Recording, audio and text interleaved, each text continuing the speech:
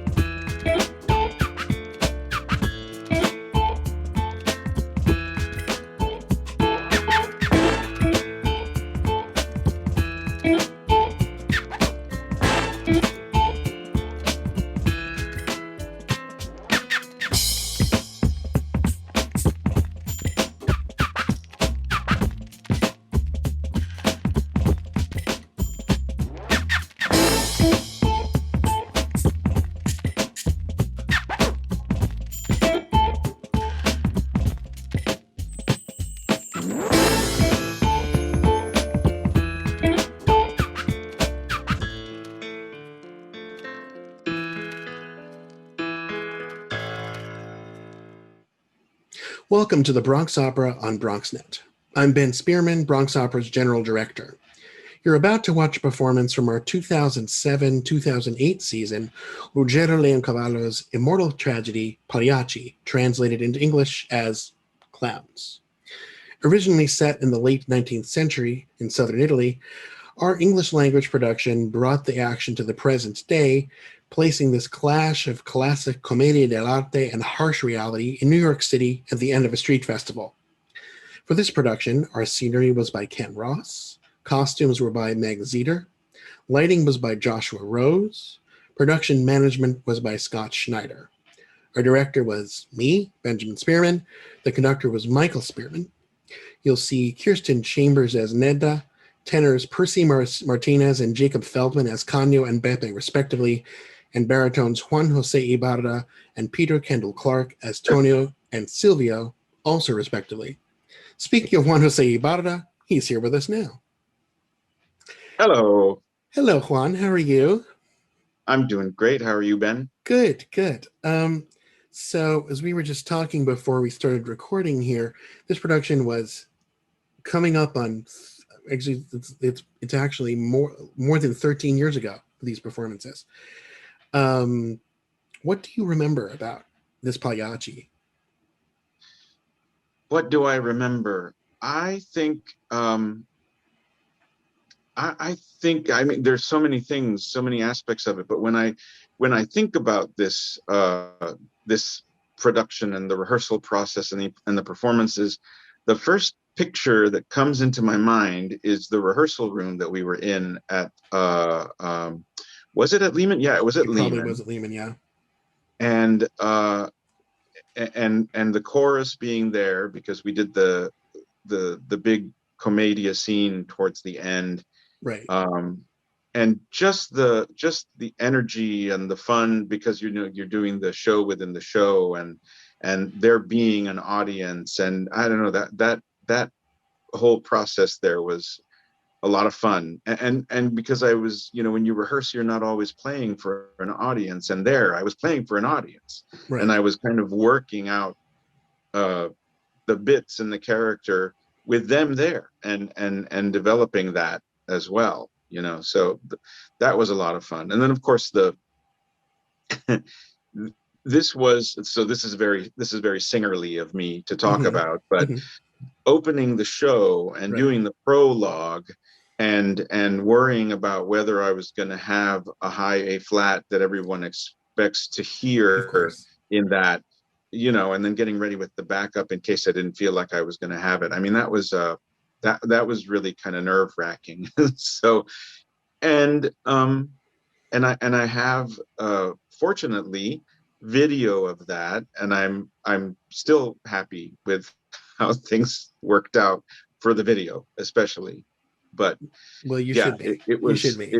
It was definitely a real highlight, and especially the way we did it, the way you staged it, the way we worked out it's Verismo, so you have to work out the very real moments of the staging with the way the music sets it up. but still you have to work it out. I mean, it's really it's fun. It's one of the most fun shows that I got to do, and I got to do Pagliacci more than once, not in a nicely fully stage production like this one, but it always was gratifying to work on. Well, it's obviously it's a very tragic piece. Not to give anything away because this interview is going at the very beginning of the show, but I don't think anybody's expecting this, despite the fact that it's called Clowns, to be funny.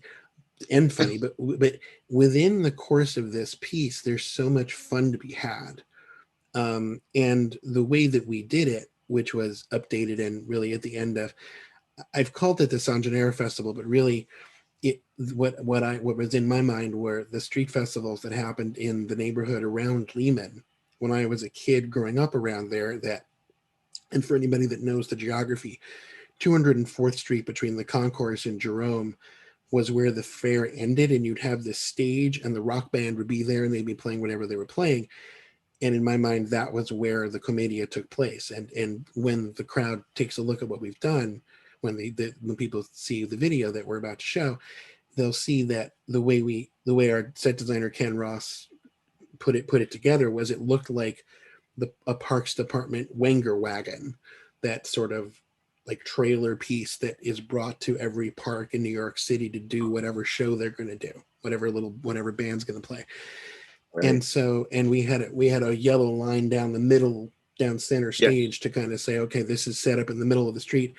And then our chorus, which was dressed in all sorts of basically, modern wear, from, Yankee t-shirts to golf hats and golf shirts. And we had a tour guide, and cops. We had two cops, Leslie Swanson, who is in most of our shows, was a police officer. And so I don't think she actually had a genuine police uniform, but she kind of was able to bring some charisma to that, just to say, this is how cops would handle this. And I remember Leslie saying to me, how can I, as a former police officer, excuse the fact that I see this murder coming at the end and I don't do anything about it for, these seconds that the music requires that I am inactive? And we sort of figured it out, tried to make it work. And, you couldn't see what's going on. You were blocked.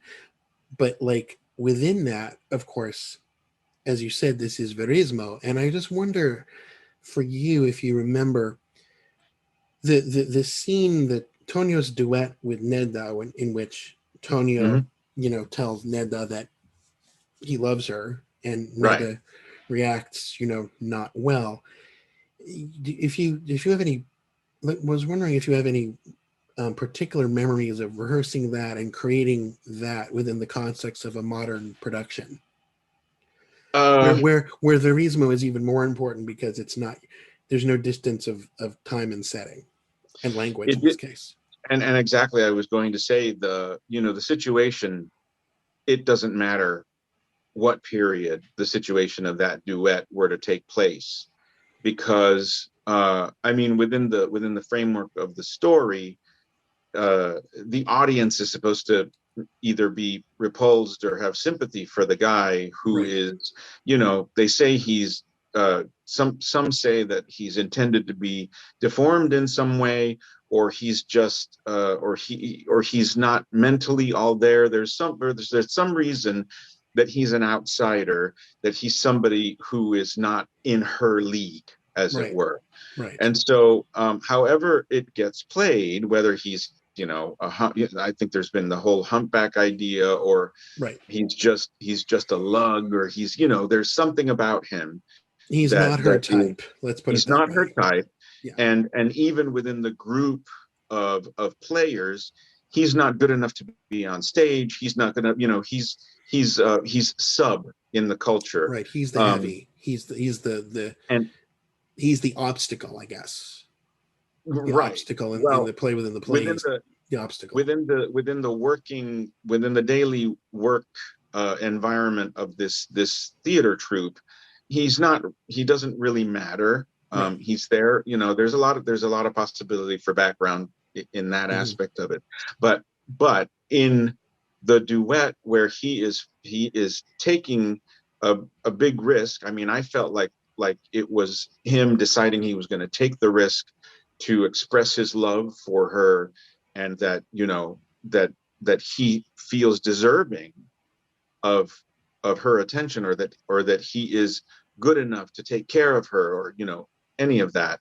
um that that whole thing, of course, it backfires on him. And for me, the thing that I could source the most for the feelings that I felt he was reacting with after she rebuffs him, Mm. Was something as basic as being picked on as a kid, and uh having that feeling of, you know, I'm being told I'm not good enough, I'm not equal enough, I'm not deserving of the love of this beautiful woman, you know, or even of the love of people in general. Right. And that's how that was the connecting point for me in that duet.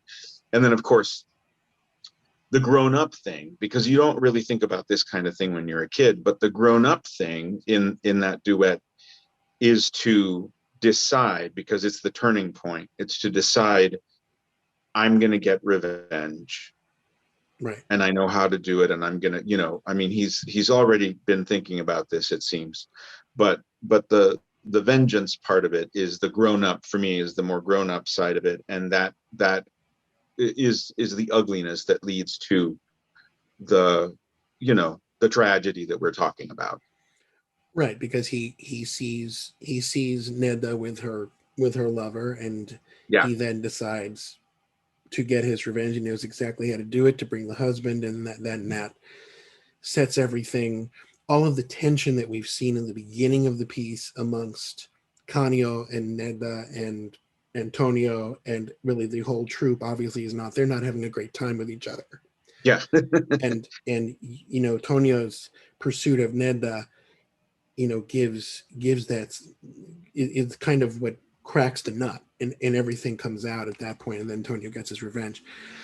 And you know, Juan's done many shows with Bronx Opera. I did not count for this conversation, and you've played a really wide range of roles in Bronx Opera productions, and I think this was probably the most straight up dramatic role that you played with us. Yeah. And Yeah. you did Bartolo and Barbara of Seville, which I know is your personal favorite, and that's a little joke. And but like the range, and Oscar and Regina back in the day, and like all these That things. was very dramatic, although it wasn't as big a character. Right. That That was was very more. dramatic. That's very very serious, and you know. Yeah. But even that has its little level of sort of sarcastic dark humor, and this Hmm. in a way does too. And of course, the unique thing about your role in this, which you touched on earlier, is the fact that you sing the prologue, and it's this very particular thing where the character of Tonio, it's not really the character singing so much as it Right. is the singer who's telling Yeah. us what we're going to see.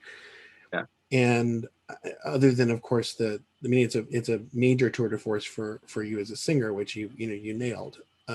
Other than that, what would you say where's the challenge of starting the show? Uh, the challenge of starting the show, moving from uh, something that is so kind of, you know, it's like the MC kind of, Right. when you're starting it, and then the way you had me move into getting ready for the actual show, that, you know, that was kind of a fun thing. It's like, sort of saying, hey, because it doesn't usually happen that Right. the person doing the prologue starts to get into character or makeup. I don't think it usually happens that way.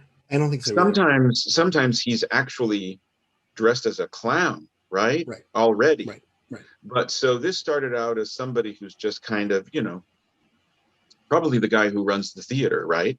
And then he starts telling the audience what they're going to say. But then I had to move into being the character of Tonio, and he's right at the top, basically. Right. So it just, you know, that I didn't really have it was like doing a quick change, in a sense. before going into the start of the show. It's a shift. It's a big shift because it, it, you have to go into that whole other deep. I mean, of all the characters, I think Tonio is the most unusual person in the story. You know, it's not like just another guy. He's even Canio is pretty normal, I think.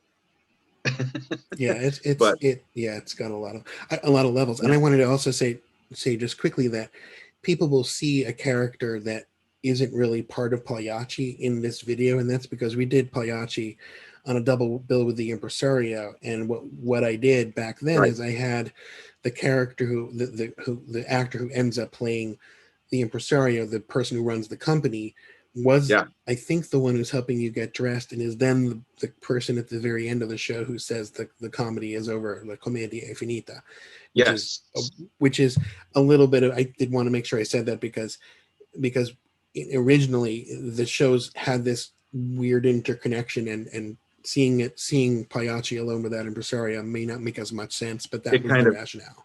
Right.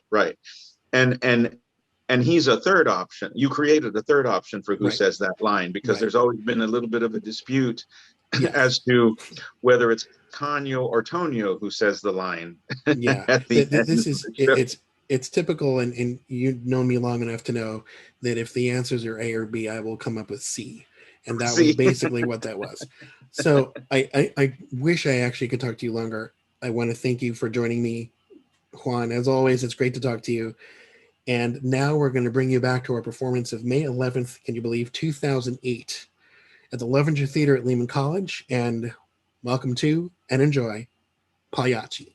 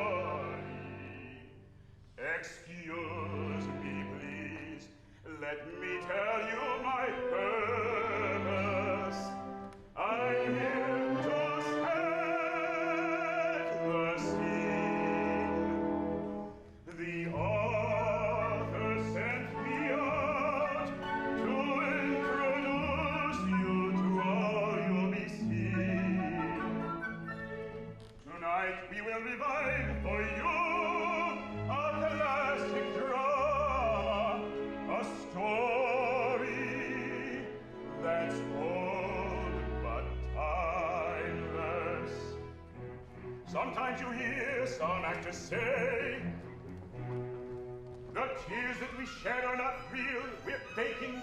All the pain is false, all the clutching of chests, it should not bother you. No, no, the author tonight is trying to paint you a different picture entirely. He wants to say that the artist is only a man, and that for people he is feeling and writing, and real visions inspire him.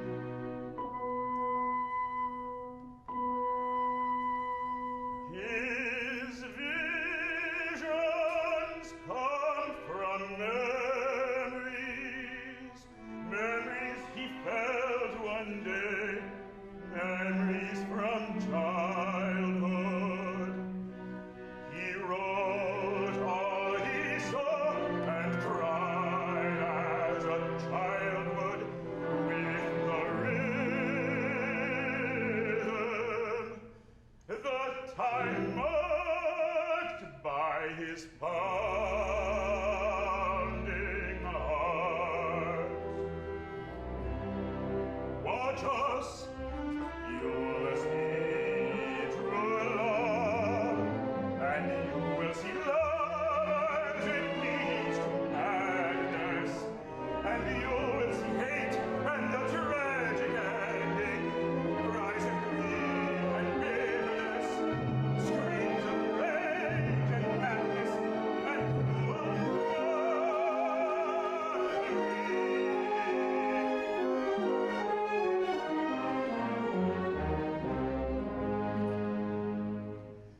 and you, my friends, as you sit there watching, as we act here before you, do not think of us as mere pretenders. All you will see tonight is real flesh and blood. We all live and love. We are loving. We breathe. We're alive. Just as alive as you. That is all I'll be saying. You just sit back and watch all that happens. Let's go. It's time we started.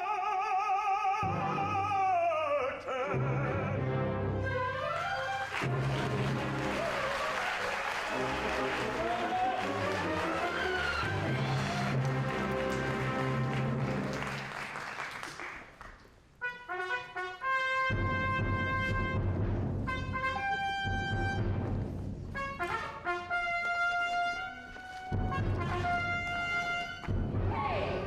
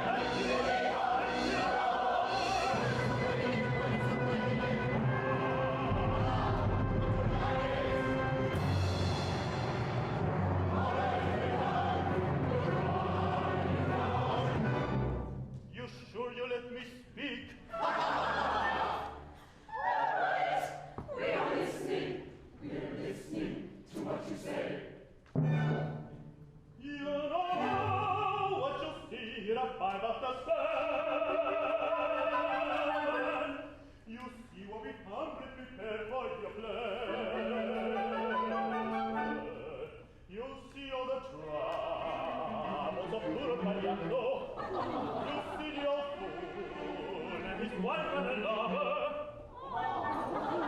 Lucia the Tonio is friendly and frightening, while he's stubborn and thin and long.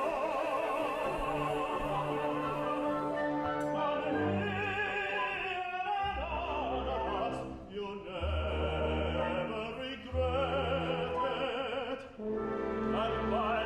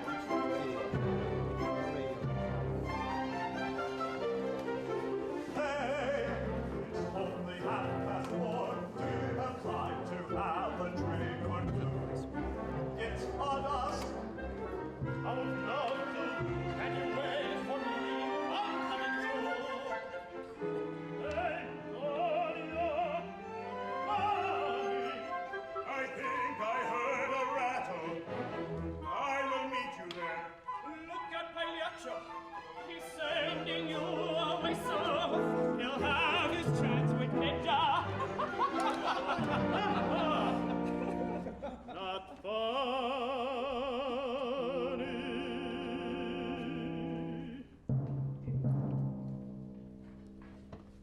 You don't know me, so listen well. That's not a game to play with me, my friend. Tonio and anyone who's listening. How I act on the stage and in life are very different.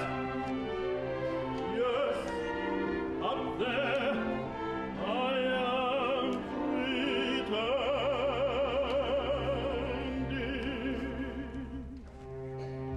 Up there you see Pagliaccio surprise his lovely wife and her handsome young admirer.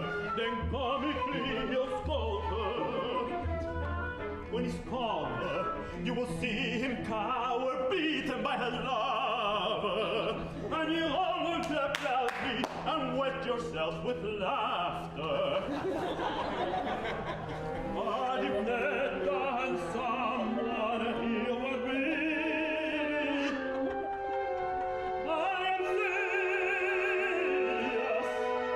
It would be a different story. This I swear by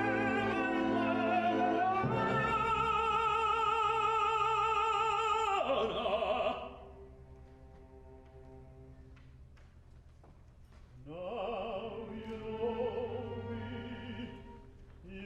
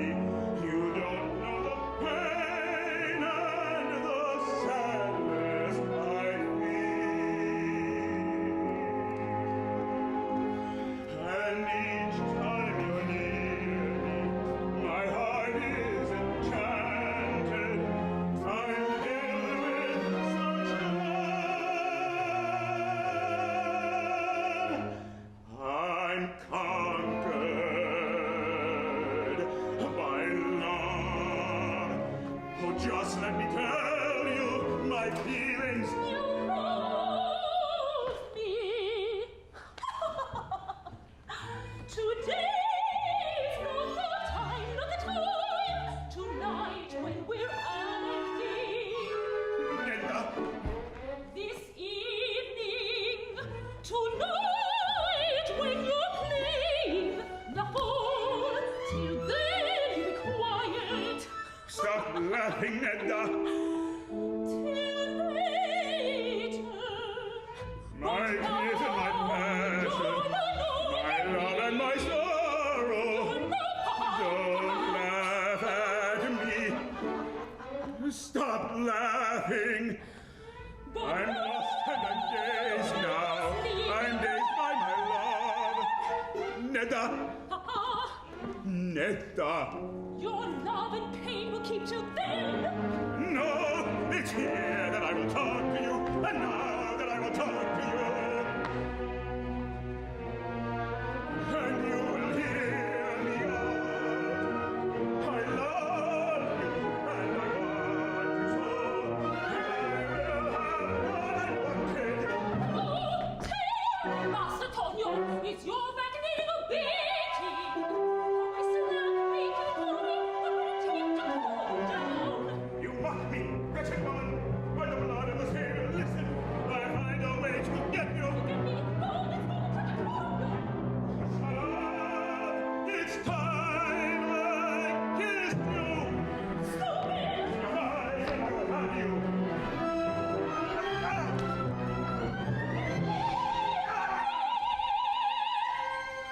By the Virgin's crown, you will regret this, Netta. I promise I will pay you back.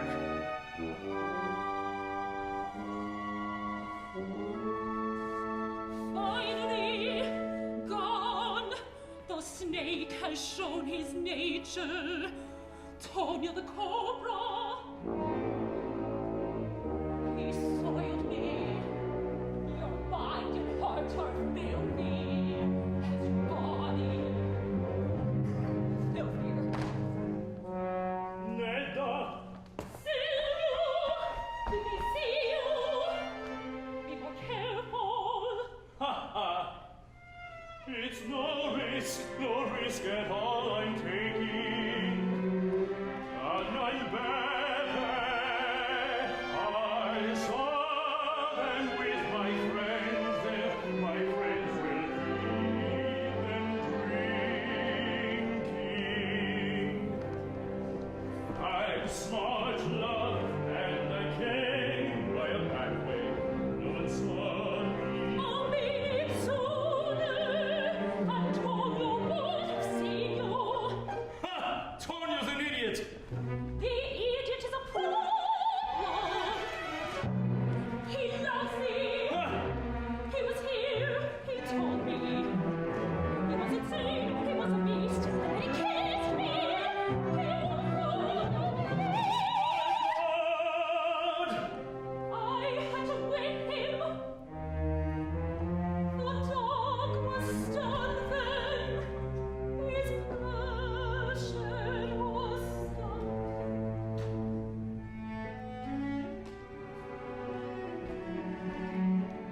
For how much longer can you live such a life? Netta,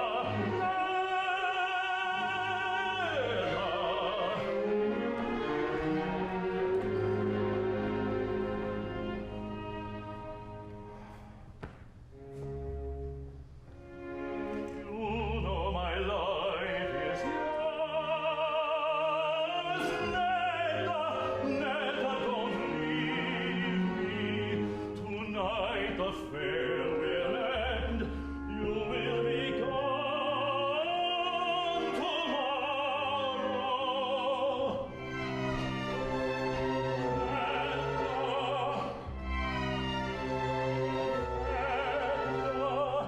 After you've gone, just what's to become of me, love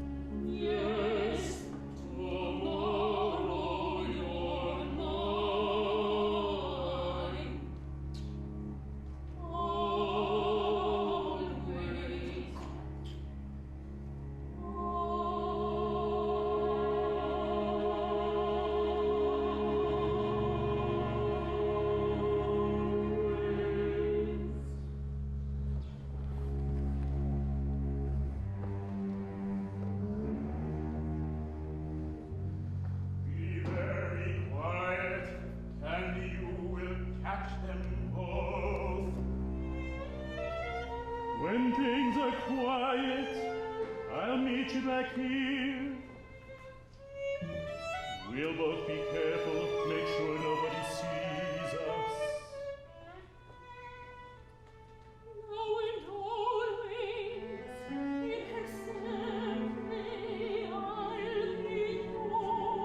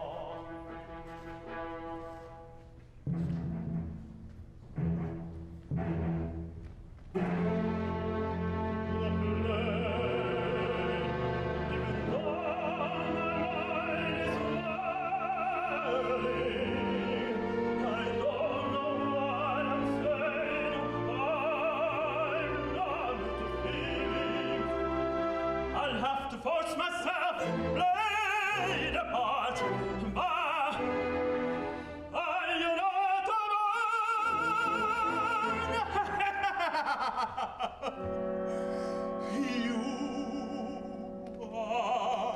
Pagliaccio.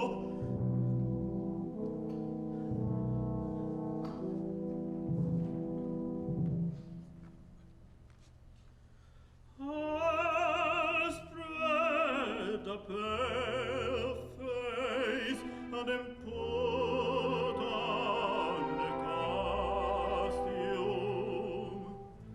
The people pay, and they must be abused.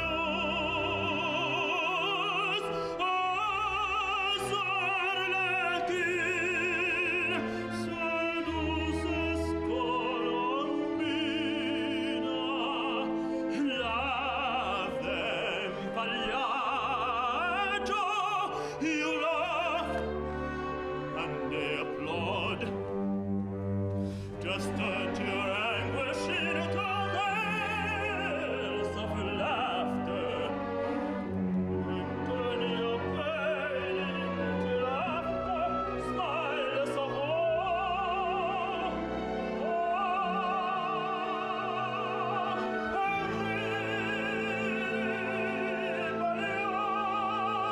Pagliaccio,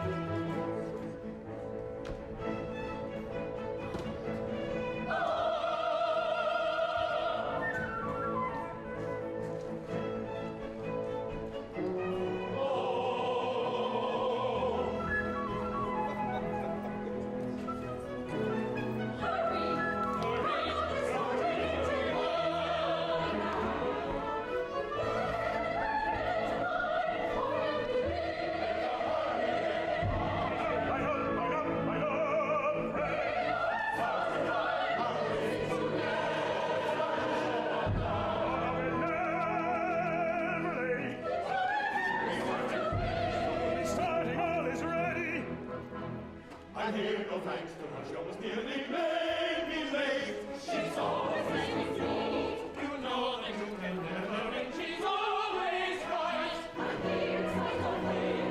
Sit where you want to. Sit where you want to. Sit where you want to. Sit where you want to. I see the perfect scene. I'm so excited. Get moving. Something's starting to. I see the perfect scene. I'm so excited.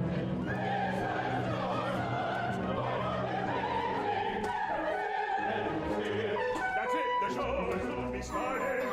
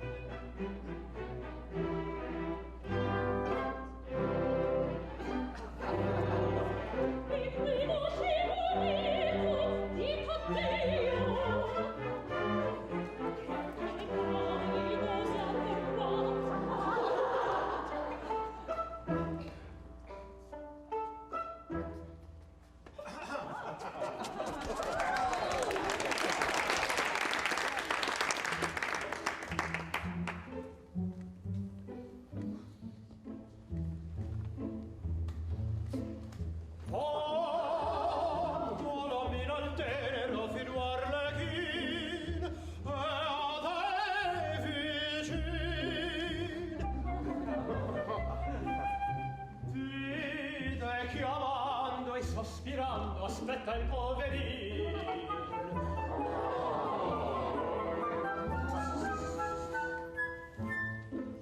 La tua faccetta mostrami che io vo baciar senza tardar. La tua boccuccia amor mi cruccia e mi sta tormentando. E mi sta tormentando.